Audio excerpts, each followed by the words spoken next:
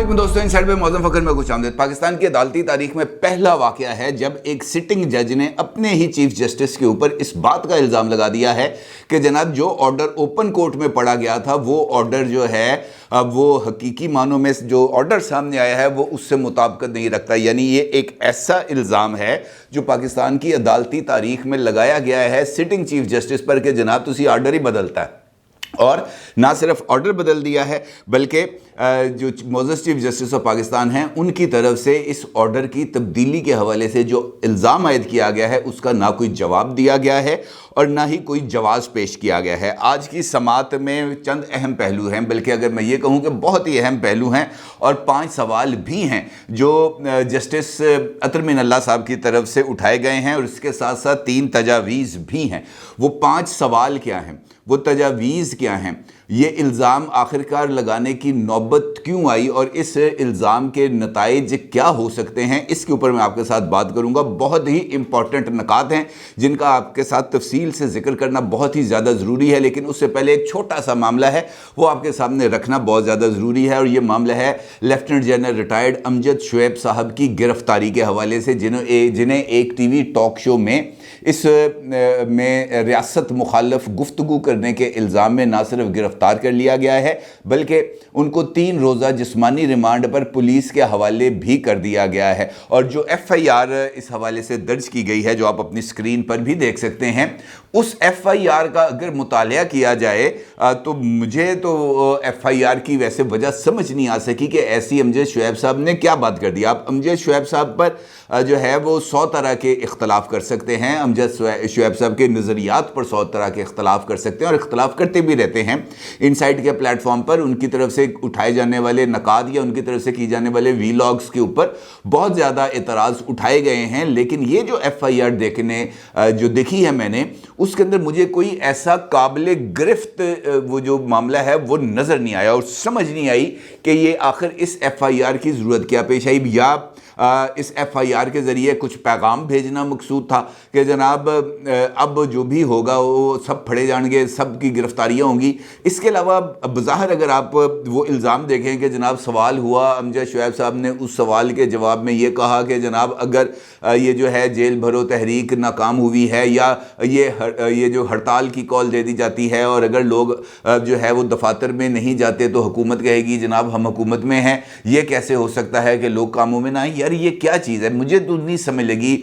अलबत्ता ये ज़रूर है कि जो इसके अलावा कि जनाब सिर्फ ये इल्ज़ाम लगा देना कि जनाब आवाम को इदारों के ख़िलाफ़ उकसाया जा रहा है, नफ़रत फैलाई जा रही है, तो भाई ये काम तो आप किसी के ख़िलाफ़ भी कर सकते हैं। इनफैक्ट मेरी नज़र में अमजद शुएब साहब को गिरफ़्तार करके यही पैगाम दिया गया है कि जनाब अब किसी की तरफ से की जाने वाली किसी भी बात को काबिल गिरफ्त तस्वुर करते हुए उसे जेल में डाला जा सकता है, उस पर FIR कटी जा सकती है, उसका रिमांड लिया जा सकता है, उसको कुछ अरसे तक ख्वार किया जा सकता है। इसके अलावा इस FIR के अंदर मुझे कोई और ऐसी चीज़ नज़र नहीं आई मां सिवाय इसके कि प्रोसिक्यूटर साहब ने आज जो मुकदमा है उसके अंदर ये इल्ज़ाम आयद किया है कि अमजद शुएब के बयान से हुकूमत के ख़िलाफ़ नफ़रत फैलाई गई। बयान से हुकूमत, अपोजिशन और सरकारी मुलाजमीन के दरमियान नफ़रत पैदा करने की कोशिश की गई। अपोजिशन को हुकूमत के ख़िलाफ़ मज़ीद सख्त हिकमत अमली पर उकसाया गया। भाई अपोजिशन का काम ही हुकूमत को टफ़ टाइम देना है। अगर अपोजिशन हुकूमत को टफ़ टाइम नहीं देगी तो किसने देना पायन, किसने देना टफ़ टाइम? भाई जो अपोजिशन है या हुकूमत है, ये जमहूरियत के अंदर एक लाजम और मलजूम चीज़ें हैं।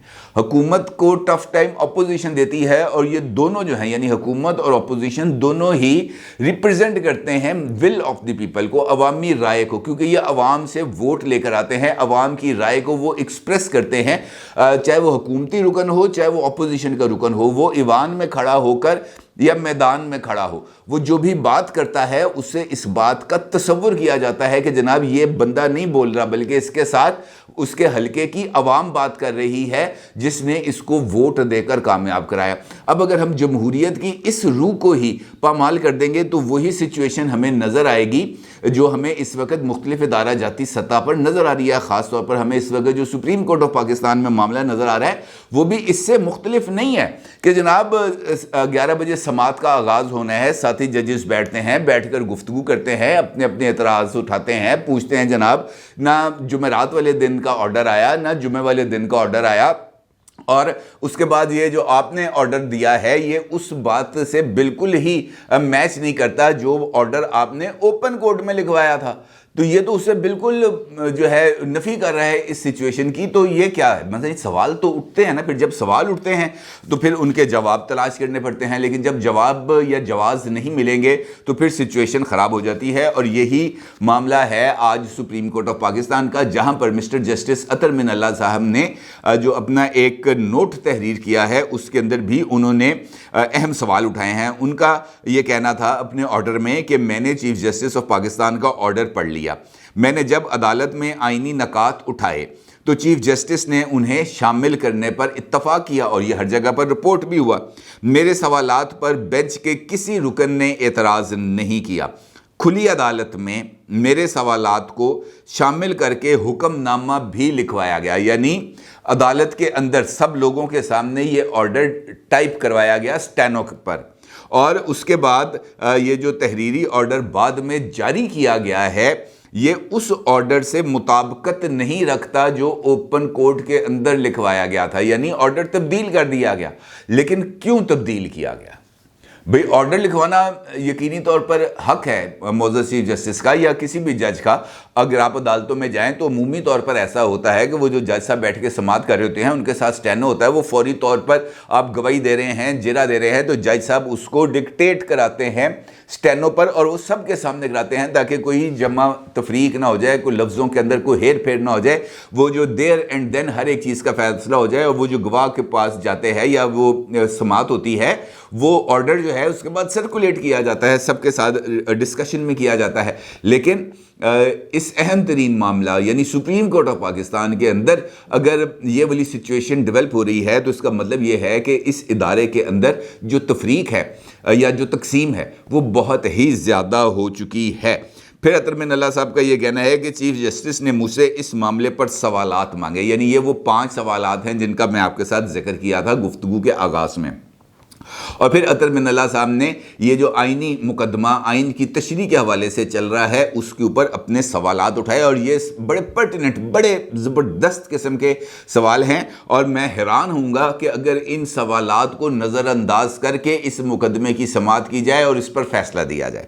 پہلا سوال، کیا صوبائی اسمبلی توڑنے کی ایڈوائس دینا وزیر اعلیٰ کا حتمی اختیار ہے جس کی آئینی وجوہات کو دیکھنا ضروری نہیں؟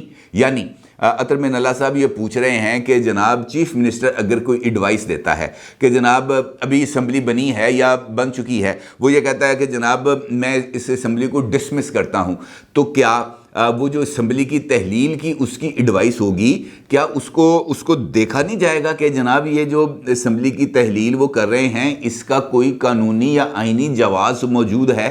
اگر تو کوئی قانونی اور آئینی جواز موجود ہے تب تو بات سمجھ میں آتی ہے، لیکن اگر کوئی آئینی اور قانونی جواز نہیں ہے تو پھر کیا یہ ایڈوائس کوئی آسمانی صحیفہ ہے جس پر عمل درآمد کرنا لازم ہے؟ سارے کے سارے آئینی ادارے ایک دم آ کے اکٹھے ہو جائیں گے، نہیں جی اسمبلی ٹوٹ گئی ہوں جی، بس یہ نہیں سوال پوچھنا کہ اسمبلی کیوں ٹوٹی ہے، یہ بات نہیں پوچھنی جناب یہ تو وزیر اعلیٰ کا اختیار تھا اس نے توڑ دی، یہ تو آئینی بحث ہی نہیں ہے، آئین اجازت دیتا۔ بھائی آئین بہت ساری چیزیں بھی کہتا ہے، جو آئین کی روح ہے اس کو بھی تو دیکھنا چاہیے نا۔ پھر وہ دوسرا سوال پوچھتے ہیں اطہر من اللہ صاحب، کیا وزیر اعلیٰ اپنی آزادانہ رائے پر اسمبلی توڑ سکتا ہے یا کسی کی رائے پر؟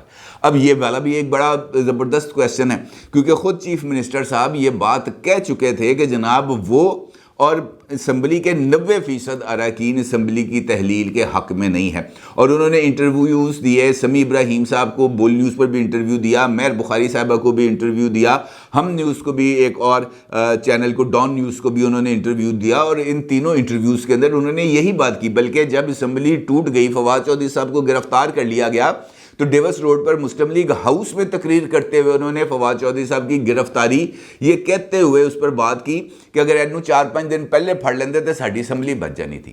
یعنی وہ اس وقت بھی اسمبلی کی تحلیل کی ایڈوائس دینے کے بعد بھی اسی بات پر قائم تھے کہ اسمبلی بچنی چاہیے تھی, اسمبلی ٹوٹنی نہیں چاہیے تھی. اور پھر یہ جو آخری حصہ ہے کہ کسی کی رائے پر, تو یہ جو رائے ہے یہ کون دے رہا ہے؟ کیا یہ کوئی منتخب نمائندہ ہے؟ کیا یہ اس ایوان کا حصہ ہے؟ کیا یہ اس ایوان کی کسی بھی پارلیمانی پارٹی کے اندر شامل ہے؟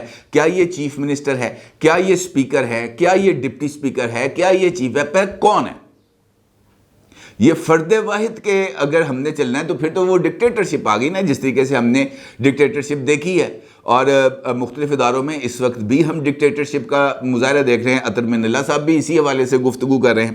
پھر وہ یہ سوال کہتے ہیں کہ کیا کسی بنیاد پر وزیر اعلیٰ کی ایڈوائس کو آئینی طور پر مسترد کیا جا سکتا ہے؟ یہ سوال گورنر صاحب کے حوالے سے ہے کہ ایڈوائس چلی گئی گورنر صاحب کے پاس اور اس ایڈوائس کا جائزہ لیا جا سکتا ہے کہ کیا یہ جو ایڈوائس ہے یہ آئین کے تقاضوں کے مطابق ہے, معروضی حالات کے مطابق ہے, قانونی طور پر یہ جو میرٹس ہیں وہ پورا اترتے ہیں, لیکن وہ قانون اور آئین کے جو میرٹس ہیں وہ کس نے بتانے ہیں؟ یہی معاملہ ہے اس وقت زیر بحث نقطہ ہے جو ہے زیر بحث آنا چاہیے. اس کے بغیر میں نے آپ کو بتایا نا کہ اگر فیصلہ کیا جائے گا تو اس فیصلے کو بہت زیادہ اعتراض ہوں گے.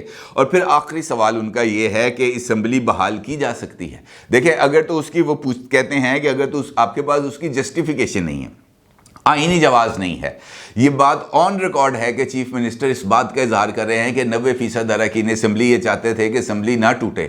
تو پھر تو فرد واحد کی خواہش جو ول آف دی پیپل ہے, جو ریپرزینٹیو ہے, وہ ریپرزینٹ کرتے ہیں اپنے حلقے کی عوام کو. لہٰذا وہ جو جمہوریت کا اصول میں نے آپ کو بتایا تھا کہ بندہ نہیں بول رہا تو پیچھے انہوں ووٹ پانے والے بول دینے, تو اگر تو وہ یہ کہتے ہیں کہ جناب اسمبلی نہیں ٹوٹنی چاہیے تھی تو اس کا مطلب یہ ہے کہ یہ حلقے کی عوام کی رائے تصور کی جائے گی.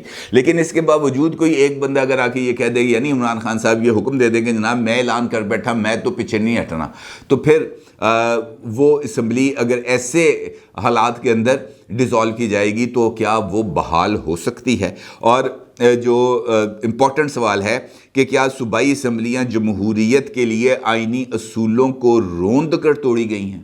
بالکل ایسا ہی ہے. اس سوال کا جواب تو ہے جی, وہ عمران خان کہتا ہے نا ایبسلیوٹلی ناٹ, تو اس سوال کا جواب ہے ایبسلیوٹلی یس. یہ بالکل ایسے ہی ہے اور اسی طرح توڑی گئی ہے جہاں پر کوئی اصول, کوئی ضابطہ, کوئی عوام کی بہبود, کوئی ملک کا خیال, کوئی ملک کے مسائل کا ادراک نہیں کیا گیا. صرف اور صرف اس بات کا کیا گیا ہے کسی نہ کسی طریقے سے ملک عدم استحکام کا شکار ہو. اور اطہر من اللہ صاحب نے اس حوالے سے کچھ اور چیزیں بھی اٹھائی ہیں, یعنی کچھ ان کے مشورے بھی ہیں. وہ یہ کہتے ہیں کہ آئین ایک ایسی دستاویز ہے جسے آنے والے ہر وقت میں چلنا ہے. اس عدالت کی آئین کی تشریح کے عام لوگوں اور آنے والے نسلوں پر اثرات ہیں. از خود نوٹس کے اختیار کا استعمال انتہائی احتیاط کا متقاضی ہے اور یہ ناگزیر ہے کہ آئینی خلاف ورزیوں اور آئینی تشریح کے اہم معاملات کو فل کورٹ سنیں. انہوں نے کہا ہے کہ جناب اس طرح کے تمام چیزوں کو فل کورٹ کو ہی سننا چاہیے, اور ساتھ وہ یہ مطالبہ بھی کر رہے ہیں کہ چیف جسٹس کے از خود نوٹس کے اختیار کی آئینی تشریح بھی ضروری ہو گئی ہے. یعنی وہ تمام باتیں ہیں جو وقتاً فوقتاً ہمارے سامنے آتی تھیں, عدالت کے اندر کے حالات کی, بینچ کی تشکیل کے حوالے سے. ہم خیال وہ جو چیزیں آتی تھی, ہم خیال بینچ بن گیا, ہم خیال جج فلاں اس کے ساتھ کمفرٹیبل ہے, فلاں اس کے ساتھ کمفرٹیبل ہے. بھائی آئین کس کے ساتھ کمفرٹیبل ہے؟ قانون کس کے ساتھ کمفرٹیبل ہے؟ جب 9 رکنی بینچ بنا, اس 9 رکنی بینچ میں سے 4 بندے آپ کو 4 معزز جج صاحبان یہ کہہ رہے ہیں کہ فل کورٹ بناؤ, اور فل کورٹ کے حوالے سے درخواست بھی دی جا چکی ہے. اور جب آج سماعت کا آغاز کرتا ہے 5 رکنی بینچ, تو اس سے فاروق نائک صاحب پوچھتے ہیں کہ جناب وہ میں نے فل کورٹ کی درخواست دی تھی, وہ کی بنیا؟ تو وہ کہتے ہیں وہ ہم نے اندر سن کے نپٹا دی. کیسے نپٹا دی بھائی؟ اس کے اوپر عدالت میں اوپن کورٹ میں بات نہیں ہوگی تو پھر کہاں پہ ہوگی؟ بہت ہی میری نظر کے اندر بہت ہی افسوسناک ہے اس قطع نظر اس بات سے کہ 90 دن کے اندر الیکشنز ہوں گے یا نہیں ہوں گے، لیکن اس وقت 90 دن سے زیادہ میرا یہ خیال ہے کہ سپریم کورٹ آف پاکستان اس وقت بالکل جسے ہم کہہ سکتے ہیں نا کہ سٹیک پہ کھڑا ہے. کیجویلٹی آف جسٹس نہیں ہونی چاہیے کسی بھی طریقے سے، کسی بھی حوالے سے، چاہے وہ ایک عام آدمی کا کیس ہے، چاہے وہ ملک کے آئین کا کیس ہے جس کے بارے میں معزز چیف جسٹس کا یہ کہنا تھا کہ آئین نے ہمارے دروازے پر دستک دی ہے، ہم وہ نہ سنیں تو کیا کریں؟ آئین کی تشریح کریں سر، آئین کے لیے دروازہ کھولیں. لیکن جو بہت ساری چیزیں ایسی ہیں جس کے اوپر بات کی جا سکتی ہے نا، مطلب وہ آئین کے حوالے سے تو میں اب بہت ہی زیادہ سخت بات کہنے لگا تھا، لیکن وہ میں نے اب روک لی ہے. لیکن کہنے کا مطلب یہ ہے سر کہ اگر ہم اس طریقے سے ہی نظام کو چلانے کی کوشش کریں گے، اگر ہم اسی طریقے سے من مرضی کے فیصلے کریں گے، اگر ہم نے آئین کی تشریح کو یہ سوچ کے کرنا ہے کہ میرے ذہن میں کیا ہے، میں کیا چاہتا ہوں، میری کیا رائے ہے، تو وہ تشریح نہیں ہوگی، وہ آپ کی رائے ہوگی. آئین کی تشریح کے لیے یہ ایک بہتر جو سجیشن تھی وہ آئی تھی چارٹر آف ڈیموکریسی کے اندر، کہ عام مقدمات سننے کے لیے ایک الگ سپریم کورٹ اور کانسٹیٹیوشنل مقدمات سننے کے لیے ایک ہائی پاور آئینی عدالت بنائی جائے. اس کے اوپر نہ پیپلز پارٹی نے عمل کیا چارٹر آف ڈیموکریسی کی اس شک کے اوپر، نہ ہی مسلم لیگ نون نے عمل کیا. اور میرا یہ ماننا ہے کہ اس وقت ایسے تنازعات سے بچنے کے لیے ایک آئینی عدالت کا قیام اس وقت اہم ترین ضرورت ہے. ورنہ یہ آئین جس کی اس وقت ہم گولڈن جبلی منانے کے دعوے کر رہے ہیں، یہ آئین اپنی موت آپ مر جائے گا. اپنی رائے کو ضرور اظہار کیجیے گا. آپ کو بہت شکریہ. اللہ حافظ.